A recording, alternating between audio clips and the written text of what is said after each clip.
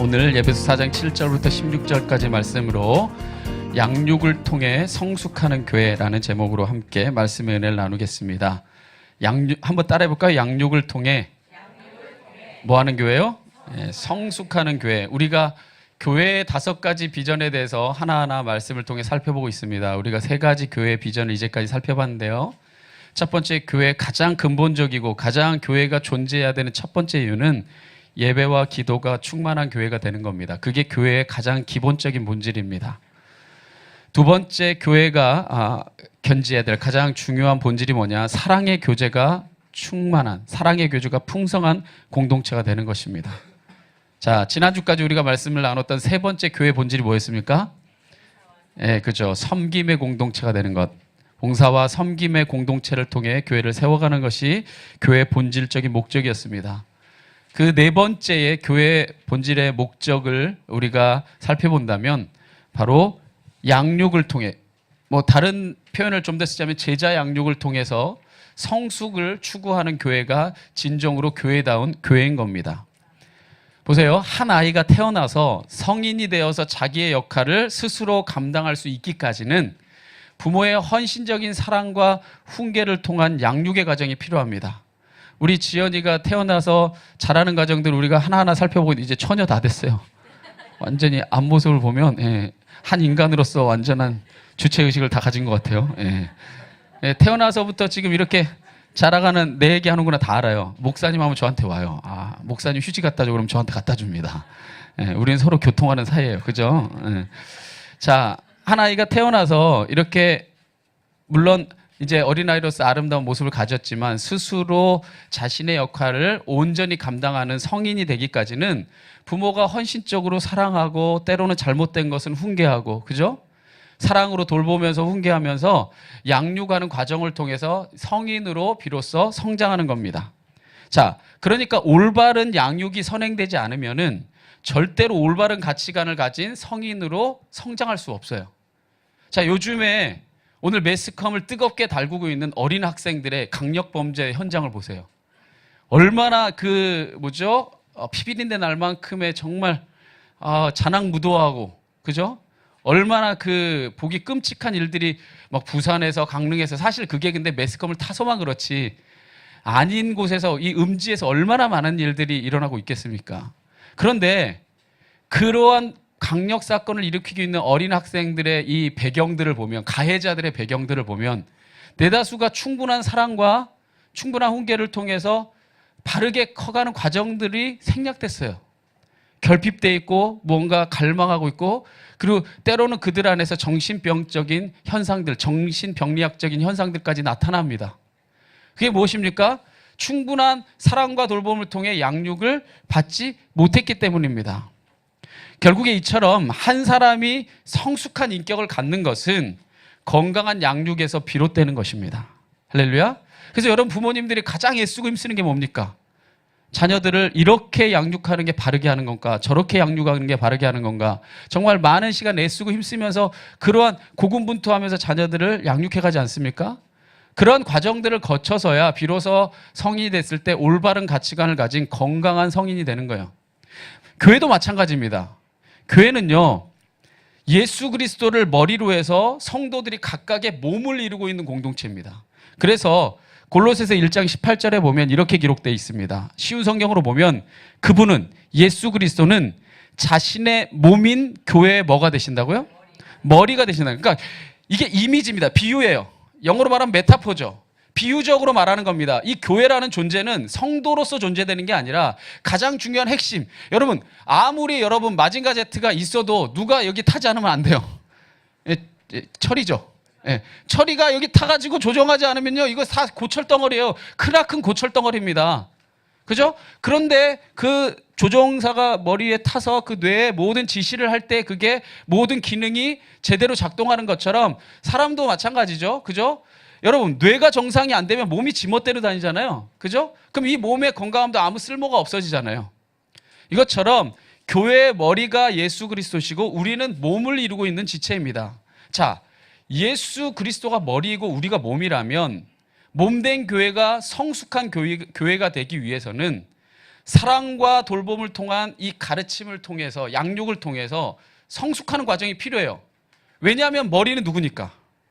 예수님이잖아요. 그러면 예수님이 가장 원하는 건 이 몸을 통해서 나타나기를 가장 원하는 건 뭘까요? 예수님의 뜻이겠죠. 예수님의 생각이겠죠. 그런데 몸이 제대로 성장하지 못해서, 몸이 그 머리를 따라가 주지 못해서, 머리는 예를 들어서 30세 성인인데 몸이 예를 들어서 2~3살 정도의 몸밖에 되지 않으면 이 머리가 원하는 대로 할 수가 없잖아요. 할렐루야? 마찬가지입니다. 교회가 왜 양육을 통해 성장해야 되느냐? 예수 그리스도가 머리이기 때문에 그 머리의 부르심을 따라, 머리의 뜻을 따라 손과 발의 지체가 행할 수 있기 위해서는 성숙해야 되고 성장해야 됩니다. 그 과정이 바로 양육을 통해서 일어나는 겁니다. 그러하기에 건강한 교회는 영적인 아이인 성도를 양육을 통해 장성한 신앙인이 될 수 있도록 돕는 것, 그런 교회가 건강한 교회고 참다운 교회입니다. 신앙의 연조가 10년이 지나고 20년이 지나도 여전히 영적인 어린아이의 상태에 머물러 있다면 그건 결코 올바른 성도의 모습도 아니고 건강한 교회의 모습도 아닙니다. 사람이 지나면 장성하듯이 신앙도 날로 날로 성숙하는 것이 가장 바람직하고 하나님이 가장 원하시는 뜻입니다. 할렐루야. 그 영적인 변화에 대해서 사도 바울이 이렇게 말하였습니다. 고린도전서 13장 11절에 보면, 내가 어렸을 때는, 여기서 어렸다고 하는 것은 나이가 어리다는 게 아니에요. 신앙적으로 어렸을 때예요. 영적으로 어린아이일 때입니다. 내가 어렸을 때는 말하는 것이 어린아이 같고, 깨닫는 것이 어린아이 같고, 생각하는 것이 어린아이와 같다가 장성한 사람이 되어서는 어린아이의 일을 뭐 했다? 버렸다는 겁니다. 여러분, 사도 바울이요, 신앙을 갖고 그가 처음에는 어린아이 같았습니다. 그래서 그가 큰 사도로 쓰임받기까지는 굉장히 오랜 시간에 그러한 광야의 시간들, 하나님과의 동행하는 시간들이 필요했어요. 그러면서도 사역 초기에는요, 마가가 자기 마음에 안 듣는다고 그냥 쫓아내버리고, 헤어져 버리고, 다른 사람하고 선교여행 떠나고, 막 그렇게 가면서 자기의 생각과 자기의 뜻과 의지와 다르다고 생각하는 사람들 다 밀쳐내버렸어요. 그런데 그가 그 인생의 사역의 마지막에는 누구를 부르는 줄 알아요? 마가 불러와라. 내가 저와 함께 기쁨을 나누고 다시 화해하고 하나님 나라를 꿈꾸고 싶다. 이게 뭐예요? 어린아이 같을 때는 내 생각에 정말 안 맞으면 이 사람은 다 틀렸어요. 배제하는 겁니다. 내가 어린아이 같을 때는요, 야, 쟤 못 쓰래야 라고 말하는 겁니다. 그러게 내가 어린아이 같을 때는, 신앙이 어린아이 같을 때는 깨닫는 것도 어린아이 같고, 행동하는 것도 어린아이 같고, 생각하는 것도 다 어린아이 같았는데, 장성한 크리스찬이 되어서는, 장성한 사람이 되어서는, 장성한 사람이 됐다는 게 뭐예요? 그리스도가 머리니까 머리에 걸맞는 몸으로 양육이 되고 나서는 내가 어린아이의 생각과 어린아이의 판단들을 버렸다는 겁니다. 오늘날 교회의 문제가 무엇인 줄 아세요? 오늘날 교회에 수많은 문제들이 나타나는 이유가 무엇이냐면, 신앙의 연수가 오래됐음에도 불구하고 어린아이 같은 사람이 너무 많은 겁니다. 분명히 한국 교회는 150년, 우리나라의 교회가 성장한 지도 정말 수십 년이 됐음에도 불구하고 때로는 행동하고 판단하고 모든 드러나는 일들이 어린아이와 같기 때문에 많은 사람들이 때로는 상처받고 세상조차 때로는 상처받는 일이 있는 겁니다. 저는요, 신앙생활 하면서요, 새신자 때문에 상처받아서 교회생활 못하겠다는 말 한 번도 들어본 적이 없어요. 누구누구 권사님 때문에, 누구누구 장로님 때문에, 심지어는 누구누구 목사님 때문에, 정말 신앙의 연조가 오래되고 직분을 가졌고 사람들에게 많이 군림하는 그런 사람들의 말과 행동 때문에 시험 드는 사람은 수도 없이 많이 봐왔습니다. 이건 마치 뭐와 같냐면요, 나이가 30살, 40살이 되어서도 어린아이와 같이 말하고 어린아이 같이 생각하고 어린아이의 지능에 머무르고 있는 모습과 같은 겁니다. 예수님이 원하는 교회는 뭐냐? 예수님의 그 뜻을 따라서 손과 발이 움직여주는 교회를 원하는 거예요. 그러한 교회가 되기를, 그러한 교회로 장성하기를, 성숙하기를, 성장하기를 원하고 계시는 겁니다. 바로 그것 때문에 이 몸과 마음이 성장하는 그 과정에 하나님의 말씀, 예수님 그리스도의 가르침을 통해, 양육함을 통해 성장하는 거죠. 이러한 우리가 성도 각 사람을 예수님의 마음을, 예수님을 닮은 자로 성숙시키고 그러한 양육을 해가고, 성도들은 또한 그러한 양육에 기쁨으로 아멘하면서 화합하고, 이러한 영적 연합이 정말 활발하게 일어날 때에 교회가 든든히 세워지고 각자 성도들의 신앙이 날로 성장하게 되는 줄 믿습니다. 주님은요, 각 사람에게 성숙한 성도가 되어서 영향력을 발휘하며 살 수 있도록 분량에 맞는 달란트와 은혜를 주셨습니다. 그래서 오늘 본문에 이렇게 성경 기록합니다. 에베소 4장 7절에 말하기를 우리 각 사람에게 그리스도의 무엇? 선물을 주셨는데 분량대로 은혜를 주셨다는 겁니다. 어떤 사람은 5달란트일 수도 있고, 어떤 사람은 2달란트일 수도 있고, 어떤 사람은 1달란트일 수도 있고, 그런데 그 사람에게 특성에 맞는 각각의 무엇으로? 각각의 선물로 주셨다는 겁니다. 여러분, 그리스도가 여러분에게 선물을 주셨다는 건 중요한 의미입니다. 예를 들어요, 저는 요즘 그 장난감을 잘 모르겠는데 양삼임 집사님한테 예를 들어서 누가 선물을 줬습니다. 2만 원 박스에 선물을 줬어요. 딱 열어봤더니 메칸도 부위가 들어가 있어요. 좋아요? 안 좋잖아요. 이거 뭐야? 받는 순간 쓰레기입니다. 이거 어디다 쓰는 물건이야? 메칸도 부위 내가 갖다 뭐 하겠어요? 그죠? 자, 누군가가 예를 들어서 나에게 선물을 줄 때는 나에게 맞을 때 가장 기쁜 겁니다. 그죠? 내가 진짜 원했던 게 가장 기쁜 거예요. 그리스도는요, 여러분에게 달란트에 맞는 여러분에게 가장 적합한 선물을 다 주셨어요. 하나님이 여러분보다 여러분을 더 잘하시니까.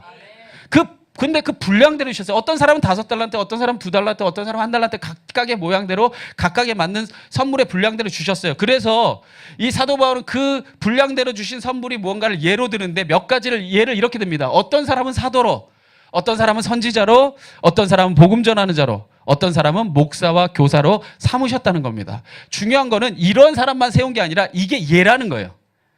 어떤 사람은 목사와, 어떤 사람은 교사로, 어떤 사람은 복음 전하는 자로, 어떤 사람은 뭐 사랑의 은혜를 베푸는 사람으로, 어떤 사람은 봉사에 헌신을 하는 사람으로, 어떤 사람은 기도의 은사가 충만한 사람으로, 어떤 사람에게 신유의 역사가 나타나는 사람으로. 할렐루야. 각각의 모습에 맞게 달란트를 줬다는 겁니다. 그런데 보세요.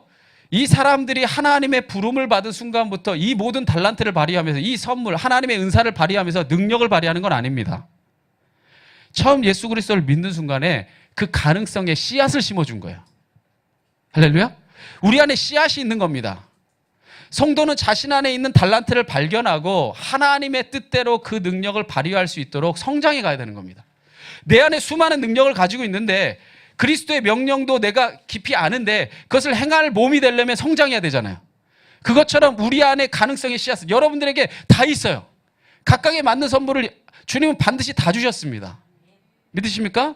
그것을 여러분이 발휘할 수 있는 몸으로 성장해 나갈 때 여러분에게 가진 달란트가 드디어 발휘되는 겁니다. 보세요. 신앙적으로 제대로 걷지도 못하는 아이가 다른 사람을 인도하는 교사와 목사가 될 수는 없잖아요.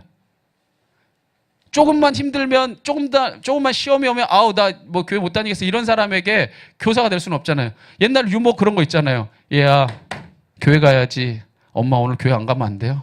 아니야, 교회 빨리 일어나서 가라. 오늘은 진짜 교회 가기 싫어요.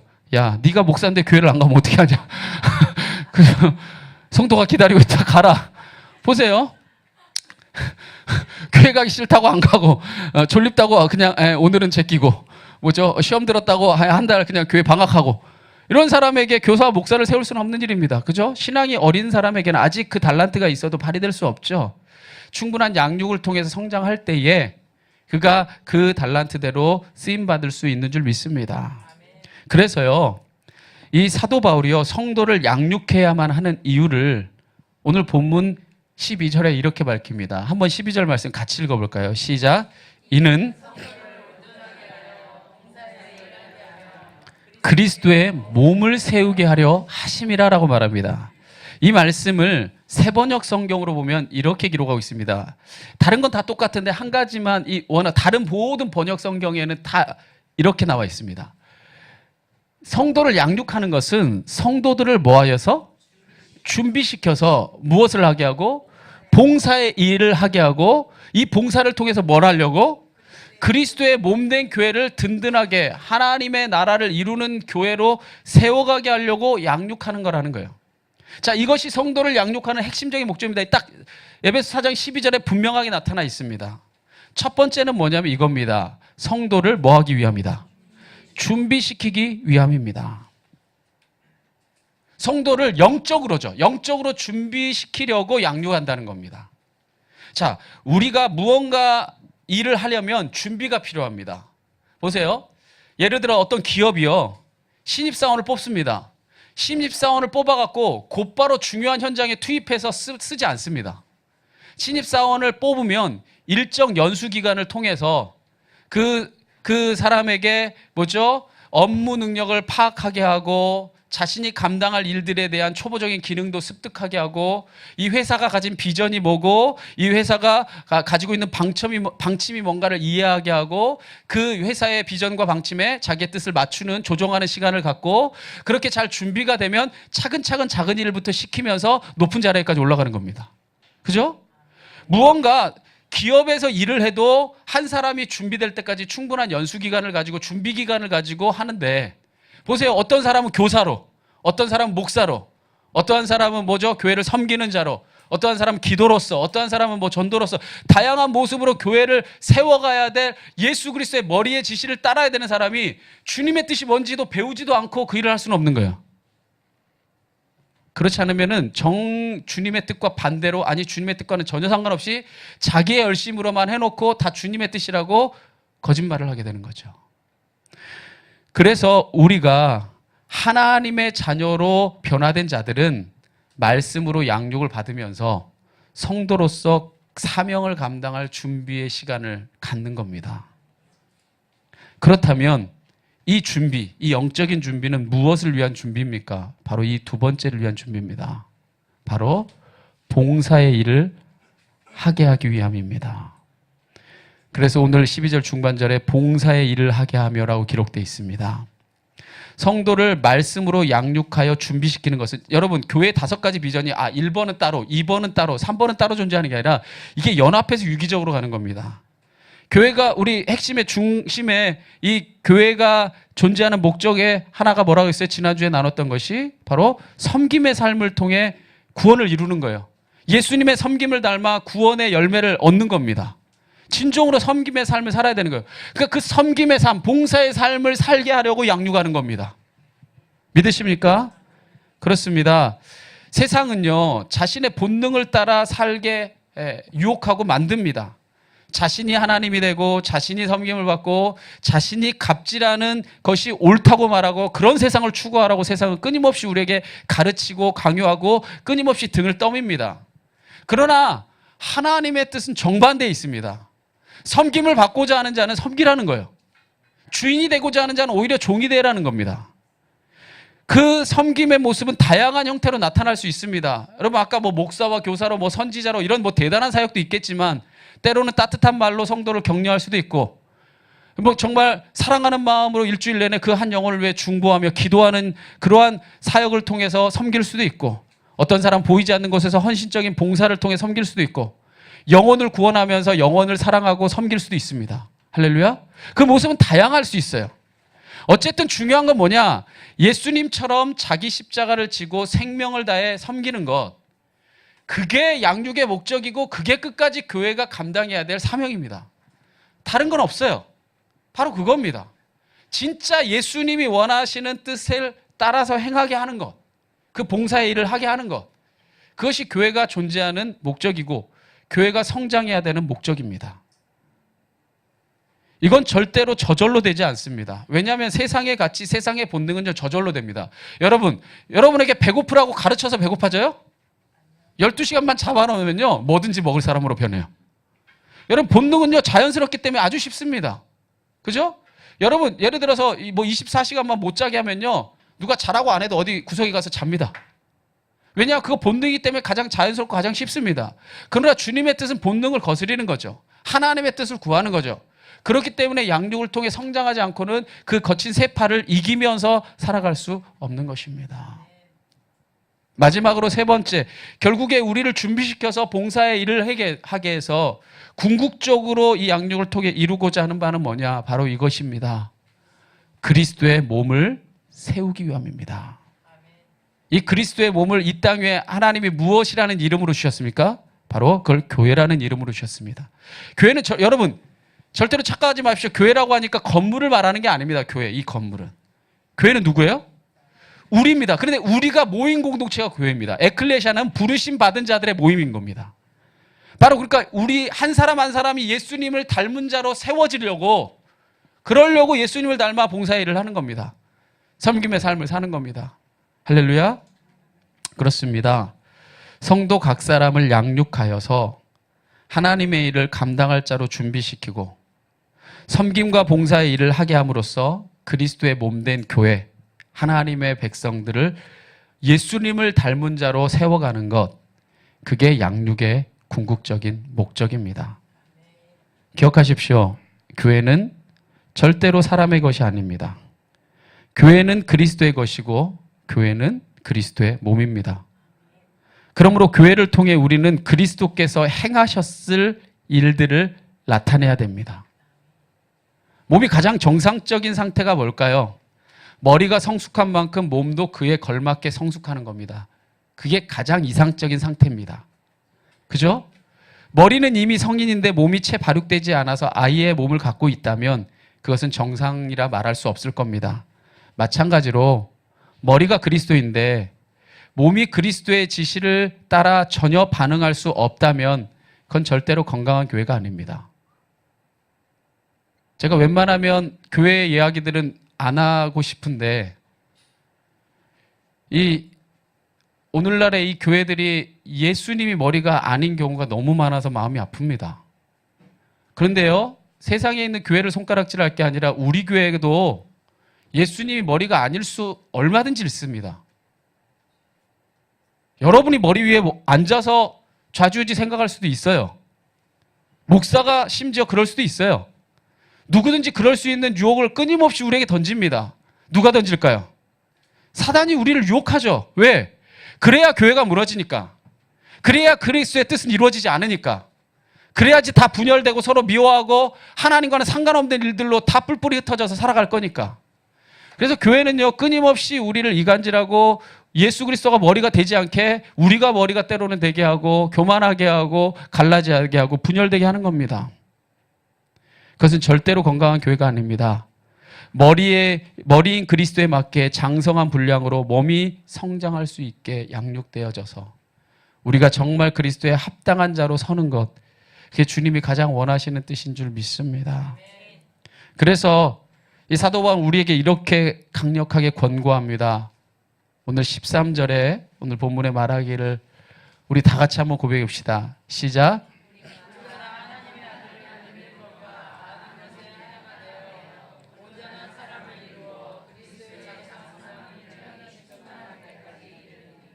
성경은 우리에게 하나님의 아들 예수 그리스도를 말할 때에 두 가지로 분리해서 말합니다. 우리가 다 하나님의 아들을 뭐 하는 것과? 믿는 것과 뭐 하는 일에? 아는 일에 하나가 되어 온전한 사람을 이루어 그리스도의 장성한 분량에 충만한 데까지 이르러야 한다고 말합니다. 여기서 믿는 것과 아는 일이 조화를 이루고 균형을 이루고 온전히 성장할 때에 온전한 사람이 된다고 말합니다. 여기서 중요한 것은 이 두 가지가 같지 않다는 거예요. 두 가지가 각각에 공존한다는 겁니다. 우리가 성도로서 하나님의 자녀로 죄인된 자리에서 하나님의 자녀로 부르심을 받아 하나님의 자녀가 되는 것은 예수 그리스도를 나의 구주로 믿는 순간에 시작됩니다. 믿음을 통해 죄인이었던 우리가 하나님의 거룩한 백성인 성도로 변화되는 겁니다. 믿으십니까? 그런데요, 그것은 완성이 아니라 시작입니다.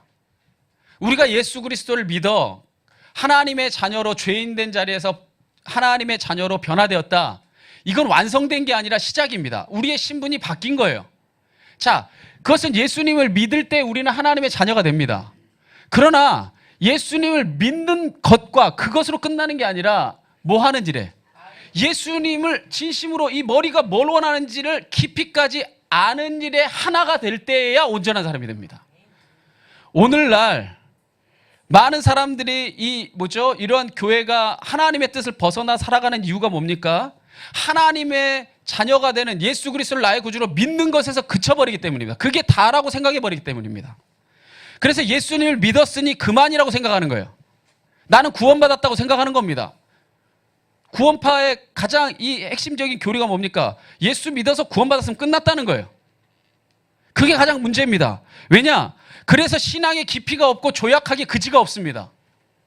예수를 깊이 알지 못하니까 예수를 믿는다고 하면서 예수님의 뜻과는 전혀 다른 일을 해놓고도 주님의 일을 했다고 생각하고 심지어 주님을 거역하고도 누구보다 자신을 주님을 잘 믿고 있다고 생각합니다. 여러분, 이거는 정말 잘못된 겁니다. 이건 우리가 돌이키고 회개해야 되는 일입니다. 그래서 예수님은요, 십자가를 앞에 두고도 제자들에게 이렇게 한탄합니다. 뭐라고 얘기하냐? 사람들이 너희를 출교할 뿐 아니라 때가 이르면 무릇 너희를 뭐 하는 자가? 죽인다는 거예요, 제자들. 베드로야, 요하나, 야고보야, 너희를 하나님 믿는 자리에서 사람들이 쫓아낼 뿐 아니라 때가 이르면 너희를 죽일 거야. 근데 너희를 죽이는 자가 생각하기를 이것이 뭐 하는 일이라? 하나님 섬기는 일이라 할 것이다. 이게 내가 하나님 잘 섬겨서 너희 죽는 거고 너희가 하나님의 이름을 더럽히기 때문에 너희를 죽이는 거라고 사람들이 말할 거야. 그런데 그들이 이런 일을 하는 것은 뭐를 모르기 때문에? 아버지와 나를 모르기 때문에 하는 일이야. 여러분, 이건 우리가 분명히 깨달아야 됩니다. 여러분, 교회가 크다고 해서 하나님의 뜻을 아는 것 아니고 하나님의 뜻을 행하는 거 아닙니다.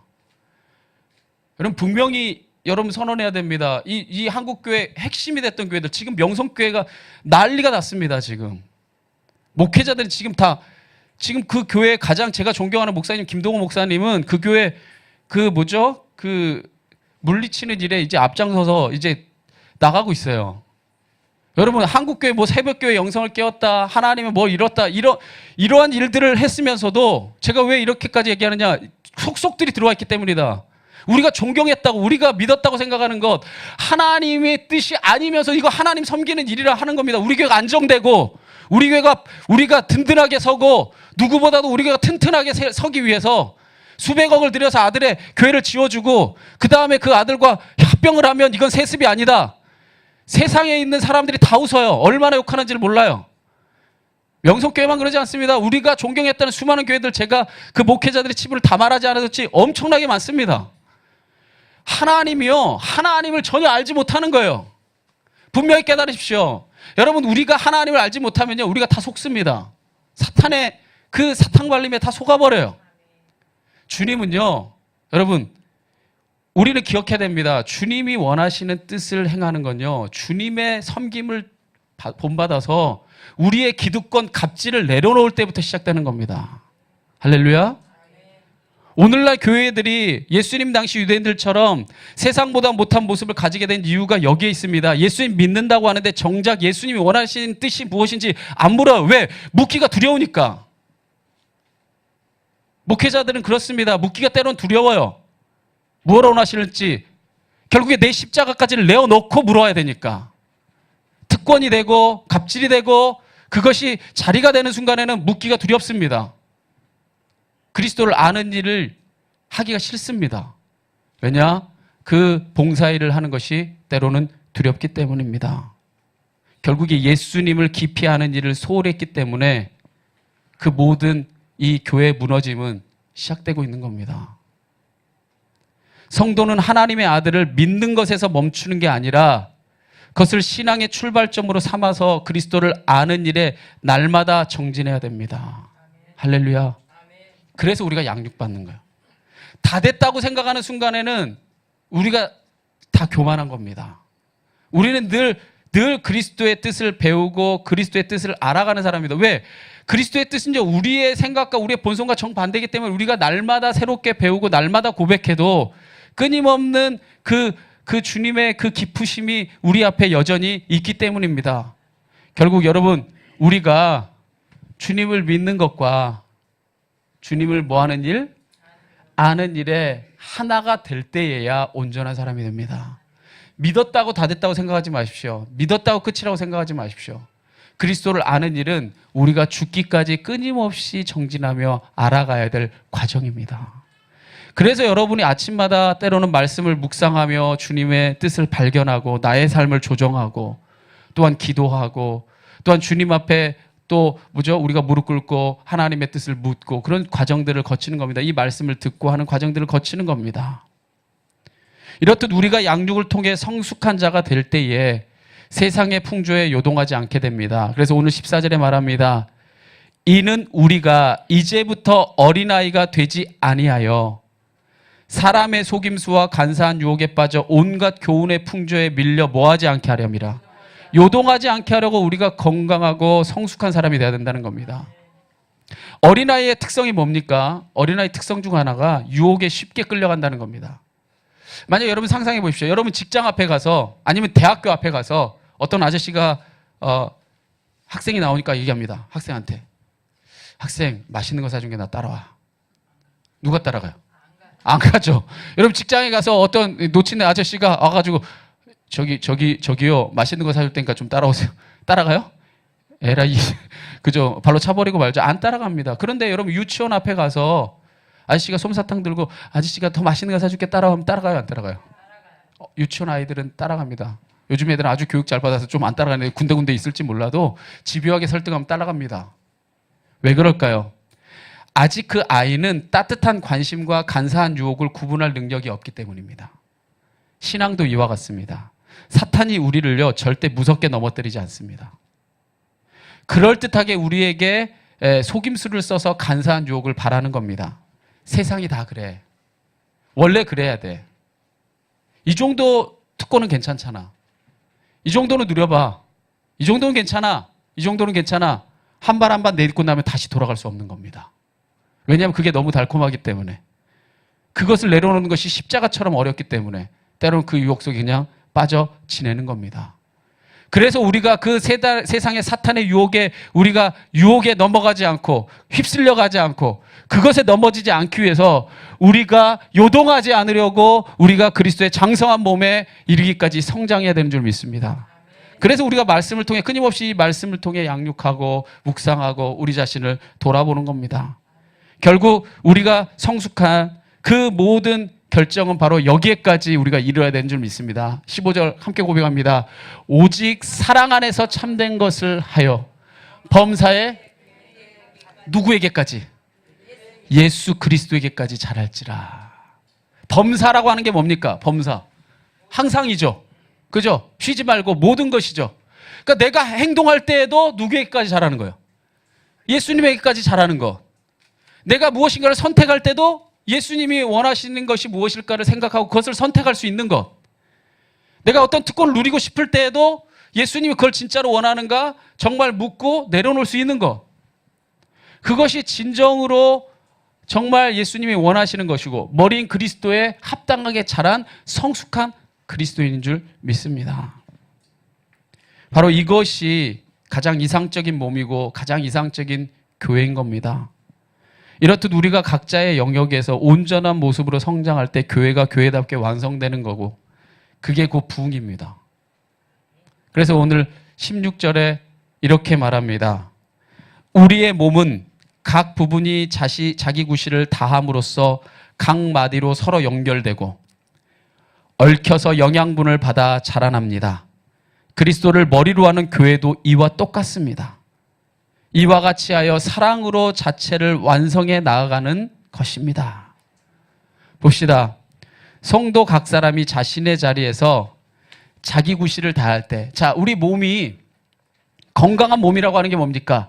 각 지체의 부분들이 자기 구실을 다할 때입니다. 예를 들어서 내가 팔을 굽히고 싶은데 굽혀진다. 이게 정상적인 건강한 몸입니다. 그죠? 발을 펴고 싶을 때 펴진다. 이게 건강한 몸이다. 앉고 싶을 때 앉는다. 건강한 몸입니다.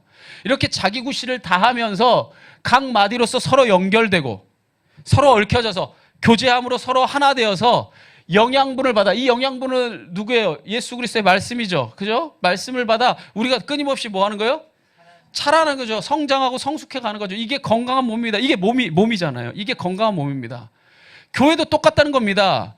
그리스도를 머리로 하는 교회도 이와 같이 하여서 사랑으로 자체를 완성해 가는 겁니다. 그러니까 우리가 각 마디마디 예를 들어서 이게 정지윤 집사님, 이게 김선 집사님, 예를 들어 이게 박종태 권사님 뭐 이렇게 각자의 지체들이 있으면 각자 자신이 해야 될 역할들을 성실히 감당해 가면서 서로를 판단하고 야 나는 눈이 마음에 안 들어 난 나 혼자 살 거야 하고 팔이 잘려 나가버리면 이게 정상적인 몸이 아니잖아요. 그죠? 그 모든 것들을 때론 연합하면서 서로 섬기면서 연합하고 각자의 구실들을 해가 나가면서 서로 연결되어서 뭐 안에서 그죠? 사랑으로 온 몸을 완성해 가는 거죠. 사실 우리는요, 섬기고 배려하고 사랑하면서 완성해 가는 겁니다. 교회는 이게 가장 중요한 거예요. 세상하고 결정적으로 다른 겁니다. 세상에는요, 능력으로, 성과로 완성해 나가는 거고 평가하는 겁니다. 아니요. 교회는 사랑으로 판단하는 겁니다.